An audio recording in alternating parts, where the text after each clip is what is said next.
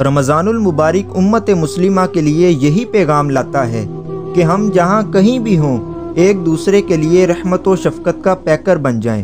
دوسروں کی ضرورتوں کا بھی اس طرح احساس کریں جس طرح اپنی ضرورتوں کو محسوس کرتے ہیں۔ افسوس کہ کئی صاحب ثروت ایسے ہیں جو روزہ ٹھنڈے دفاتر، ایئر کنڈیشنر گھروں اور گاڑیوں میں گزار کر شام کو انواع و اقسام کے کھانوں، رنگا رنگ پھلوں اور مشروبات سے چنے ہوئے دسترخوان پر بیٹھتے وقت باہر گلیوں اور سڑکوں میں بیٹھے ہوئے غریب و مفلس روزہ دار مسلمان بھائیوں کی ضرورتوں کا احساس بھی نہیں کرتے۔